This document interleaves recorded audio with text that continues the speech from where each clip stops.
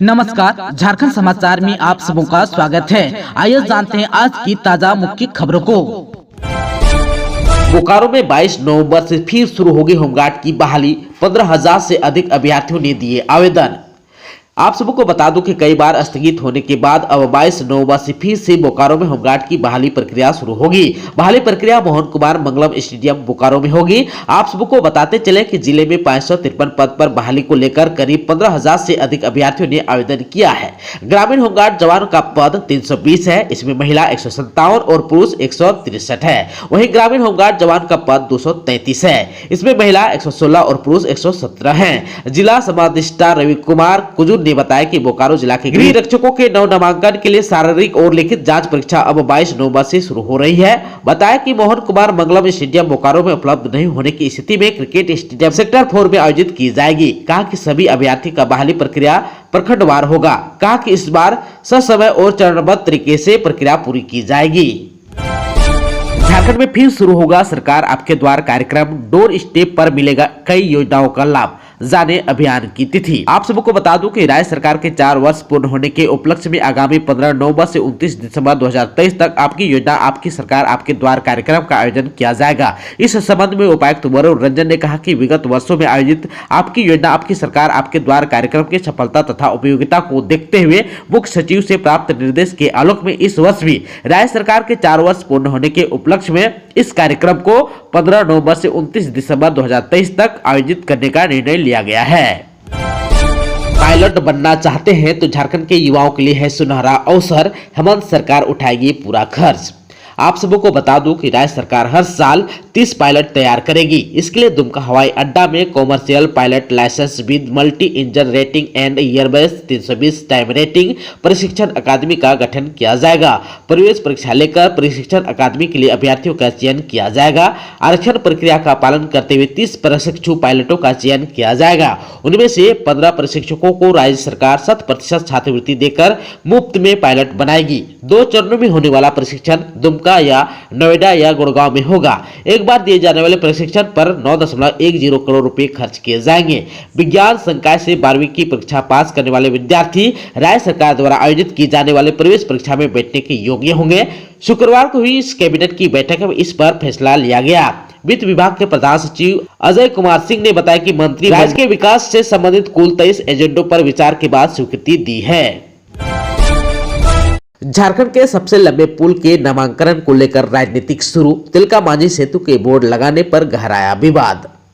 दुमका जिले में मयूराक्षी नदी पर राज्य के सबसे लंबे पुल का उद्घाटन होने के साथ ही इसके नामांकन को लेकर विवाद गहराने लगा है। कार्यक्रम के दौरान मंच से घोषणा की गई थी कि सरकारी प्रक्रिया के तहत इस पुल का नामांकन दिसम गुरु शिबू सोरेन सेतु रखते हुए शिलापट लगाया जाएगा। बाद में भाजपा और पहाड़िया समाज द्वारा इस पुल का नामांकन बाबा तिलका मांझी के नाम पर करने की मांग उठाई गई थी। इस बीच शुक्रवार की सुबह पुल के दोनों किनारे लगभग 1.5 दर्जन होर्डिंग नुमा बोर्ड लगे दिखे। इस बोर्ड में शहीद तिलका मांझी की तस्वीर है और नीचे लिखा है कि बाबा तिलका मांझी सेतु के नाम से लगे 1.5 दर्जन बोर्ड के संबंध में स्थानीय लोगों से जानकारी ली गई तो किसी को यह नहीं पता था कि किसने बोर्ड लगवाया। आप सबको बता दो कि 5 दिन पहले यानी कि 30 अक्टूबर को इस पुल का उद्घाटन मुख्यमंत्री हेमंत सोरेन ने किया था और उद्घाटन के मौके पर मंच से ही उन्होंने कृषि मंत्री बादल के प्रस्ताव पर यह घोषणा की थी कि पुल का नाम दिसम गुरु शिबू सोरेन सेतु होगा और इसके लिए जो भी आवश्यक सरकारी प्रक्रिया है वह पूरी करते हुए शिलापट लगाया जाएगा। इस घोषणा के तुरंत बाद रांची में भारतीय जनता पार्टी के झारखंड प्रदेश प्रवक्ता प्रतुल सहदेव और दुमका में पूर्व मंत्री डॉक्टर लुइस मरांडी ने प्रेस वक्ता में राज्य सरकार से यह मांग की थी कि पुल का नाम अमर शहीद बाबा तिलका मांझी के नाम पर बाबा तिलका मांझी सेतु रखी जाए। परीक्षा में त्रुटि मामले की हो न्यायिक जांच। अमर बावरी ने की मांग। 5 केंद्रों का एग्जाम हुआ रद्द। आप सबको बता दूं कि नगर पालिका सेवा संवर्ग संयुक्त प्रतियोगिता परीक्षा में त्रुटियों के कारण 5 केंद्रों की परीक्षा रद्द कर दी गई है। झारखंड कर्मचारी चयन आयोग यानी कि जेएसएससी द्वारा की गई इस गलती के कारण बच्चों के भविष्य के साथ खिलवाड़ हो रहा है। झारखंड विधानसभा में नेता प्रतिपक्ष अमर कुमार बावरी ने इसे लेकर न्यायिक जांच की मांग उठाई है। उन्होंने कहा है कि राज्य के युवाओं में सरकार के प्रति असंतोष का भाव है। जिन अभ्यर्थियों पर आवाज उठाने के कारण केस दर्ज किया गया है, सरकार अविलंब केस वापस ले। त्रुटि मात्र 5 परीक्षा केंद्रों पर ही क्यों और कैसे हुई, यह एक अति संवेदनशील मामला है। नगर पालिका सेवा संवर्ग संयुक्त प्रतियोगिता परीक्षा 29 अक्टूबर को रांची, जमशेदपुर और धनबाद के विभिन्न केंद्रों पर ली गई थी। 5 केंद्रों पर विभिन्न पालियों में ली गई परीक्षा को जेएसएससी की ओर से रद्द करने का निर्णय भी लिया गया है। ईडी के विरुद्ध खतरनाक षड्यंत्र, नक्सलियों से संपर्क साध रहे आरोपित अफसरों पर मंडरा रहा है खतरा। झारखंड में मनरेगा घोटाला, अवैध खनन घोटाला, जमीन घोटाला और शराब घोटाले की जांच कर रहे ईडी के अफसरों को नुकसान पहुंचाने के लिए खतरनाक साजिश रची जा रही है। ईडी का दावा है कि इसके लिए मनी लॉन्ड्रिंग के कुछ आरोपितों ने नक्सलियों से भी साठगांठ की थी। भनक लगते ही खतरे की आशंका जताते हुए ईडी ने केंद्रीय गृह मंत्रालय को इससे अवगत कराया है। अब केंद्र भी इस पूरे मामले को गंभीरता से देख रहा है। टीपीसी का हार्डकोर नक्सली कुलेश्वर कुमार यादव पलामू से हुआ अरेस्ट, लोहरदगा पुलिस को मिली कामयाबी। उग्रवाद उन्मूलन की दिशा में लोहरदगा पुलिस को एक बार फिर बड़ी उपलब्धि हासिल हुई। लोहरदगा पुलिस ने प्रतिबंधित उग्रवादी संगठन टीपीसी के हार्डकोर नक्सली कुलेश्वर कुमार यादव उर्फ डिटोल यादव को लेकर विशेष छापामारी अभियान चलाया। इस क्रम में उसे पलामू से गिरफ्तार कर जेल भेज दिया गया है। इस संबंध में लोहरदगा के पुलिस कप्तान हरीश बिंजामा ने शनिवार को प्रेस कॉन्फ्रेंस कर जानकारी दी। दीपावली से पहले जुए के अड्डों पर पुलिस की रेड, 31,000 से अधिक कैश के साथ 8 जुआरी भेजे गए जेल। दीपावली से पहले गुमला जिले के सिसई थाना की पुलिस ने जुआरियों के खिलाफ बड़ी कार्रवाई करते हुए 8 जुआरियों को शनिवार को जेल भेज दिया। जुआरियों के पास से पुलिस ने 31,470 रुपए कैश के साथ 50 ताश की गड्डी, 2 चटाई, 9 बाइक और अन्य सामान भी बरामद किए हैं। यह जानकारी एसपी हरविंद्र सिंह ने दी। बच्चों को तालाब में फेंकने के बाद मां ने भी लगा दी छलांग, 3 की हुई मौत। पलामू जिले के हैदरनगर के करीबन डीह गांव की एक महिला ने अपने 3 बच्चों के साथ तालाब में डूबकर आत्महत्या कर ली। इस घटना में एक 3 वर्षीय बच्ची गुड्डी कुमारी को बचा लिया गया, जबकि 8 वर्षीय लाडली और 5 वर्षीय करण और 32 वर्षीय मां निर्मला देवी की मौत हो गई।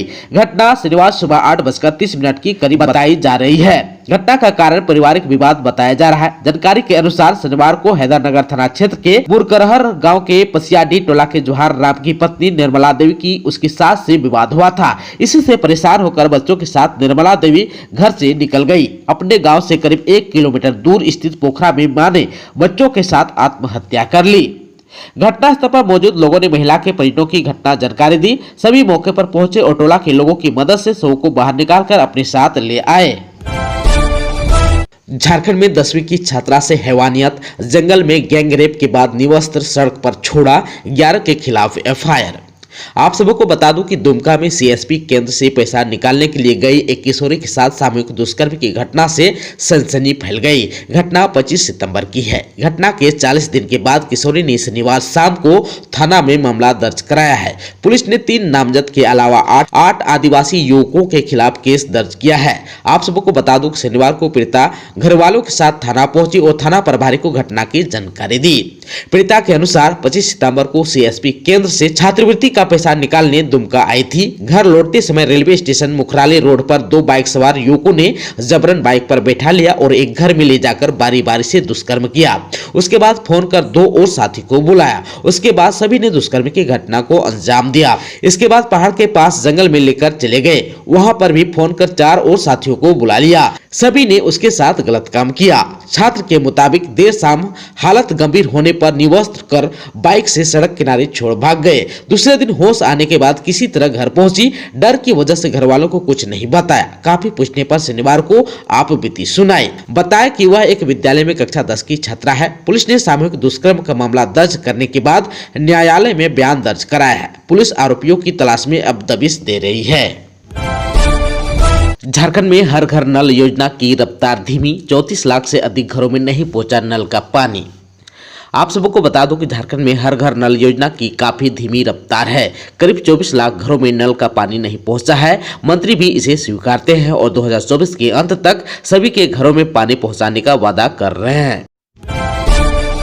झारखंड आंदोलनकारियों की बैठक संपन्न। आप सबको को बता दो कि झारखंड आंदोलनकारी रातों की बैठक शनिवार को टेंडर बगीचा में संजीत महतो की अध्यक्षता में हुई। बैठक में झारखंड आंदोलनकारियों को चिन्हितीकरण से संबंधित निर्णय लिया गया। बैठक में कई लोगों ने कहा कि आंदोलनकारियों की सूची में अनावश्यक लोग आ गए हैं जिनका आंदोलन से कोई मतलब नहीं था। ऐसे लोगों के खिलाफ कार्रवाई करने की जरूरत है। बैठक में गौतम दुबे, प्रदीप देव, विपिन खलगो, सालिक ओहदार, रामनंदन महतो, शुक्रा उरांव, मोहन उरांव, विश्वनाथ उरांव, कलीम अंसारी और राजेश आदि लोग मौजूद थे। दोस्तों, अभी तक आपने चैनल को सब्सक्राइब नहीं किया है तो प्लीज चैनल को सब्सक्राइब कर बेल आइकन को प्रेस कर दीजिएगा ताकि खबरों का अपडेट आपको मिलता रहेगा। इसके साथ ही आज के खबरों में बस इतना ही। हमें दीजिए इजाजत। नमस्कार।